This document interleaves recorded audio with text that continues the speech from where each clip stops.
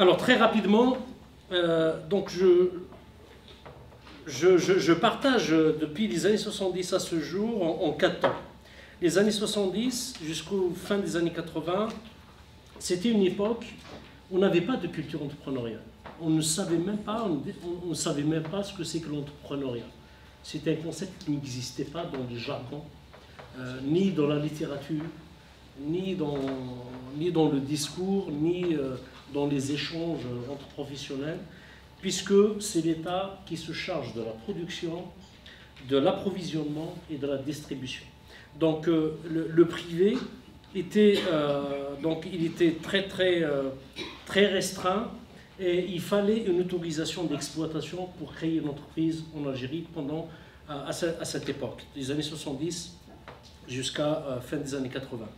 Donc, comme vous savez bien, en 88, il y a eu des changements avec la crise due notamment à la crise de 86. La baisse, le baril faisait 8 dollars le baril. Donc, il y avait des ressources, un manque de ressources, et crise économique, et puis l'explosion sociale qui a permis l'ouverture, le passage à l'économie de marché.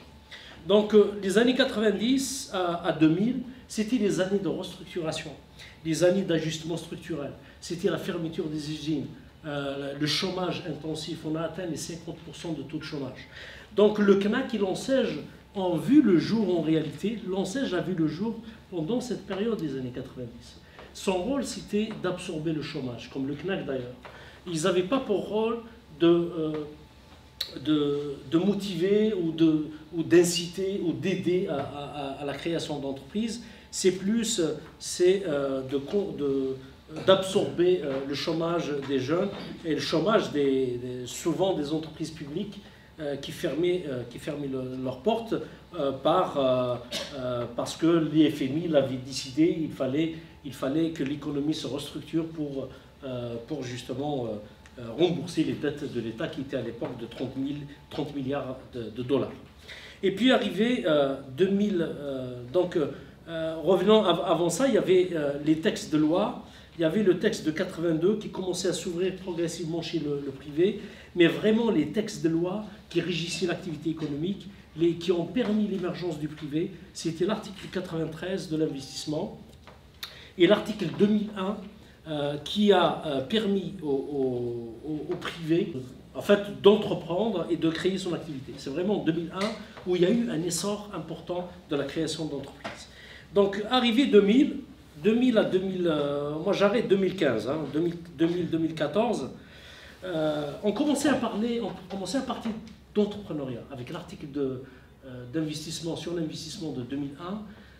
Le privé commençait à s'intéresser à l'entrepreneuriat. L'ANSEJ commençait à réorienter ses politiques. Le CNAC également pour aider les porteurs de projets à créer leurs entreprises. La culture entrepreneuriale commençait à s'instaurer parce qu'il y avait des professeurs, des universitaires qui réfléchissaient, qui questionnaient la culture entrepreneuriale. Notamment le feu Madoui qui a travaillé, qui a publié ses premiers travaux, des ouvrages, en partenariat notamment avec le CREAD, sur l'entrepreneuriat et sur la culture, le début, l'émergence de la culture entrepreneuriale chez les Algériens. Les étudiants sont touchés de plein fouet. Pourquoi l'ANSEJ? Parce que l'ANSEJ avait aussi, pendant cette période, ambition d'absorber le chômage chez les jeunes. Parce que les plus touchés en chômage, c'est les diplômés universitaires. 24% jusqu'à ce jour, c'est 25% aujourd'hui. Le taux de chômage, la population la plus touchée en Algérie, c'est vraiment les universitaires, les diplômés universitaires, qui sont touchés par le chômage. Donc l'entrepreneuriat devient une nécessité, devient une sortie de crise, une forme d'insertion sociale en Algérie. On n'était pas dans cet entrepreneuriat d'opportunités, d'idées, de réalisation de projets. C'est vraiment une nécessité. C'est pour ça que les activités qui sont développées à l'époque, c'est vraiment des activités de service. C'est le transport, c'est c'est la location de voitures, c'est les premiers investissements, c'est les, comment on appelle ça pour Internet, les cybercafés. Donc vous voyez bien, on n'est pas face à un entrepreneuriat productif, de valeur ajoutée, de richesse, de création de richesse. C'est vraiment des services pour absorber le chômage. Et puis, je de la fin, s'il vous plaît. Dommage, je ne parlerai pas sur les diasporas, mais on reviendra.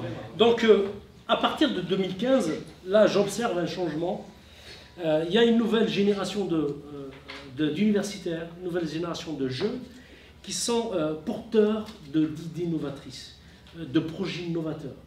Et là, avec notamment l'arrivée de plusieurs programmes d'accompagnement des jeunes, les T-Stars, Startup Weekend, programme PASSIM, qui est le programme Metafrica, c'est des programmes européens. Il y a plusieurs programmes qui sont destinés aux jeunes pour justement réaliser leurs projets. Donc 2015 aujourd'hui, ce sont des porteurs non pas de nécessité mais d'opportunité. Moi je suis convaincu à l'avenir, on va y aller vers l'émergence de la start-up. Il y a CIR qui est un excellent projet, qui est un excellent exemple. Google, Watkins qui est un excellent. Voilà. Et je vous remercie. Merci beaucoup.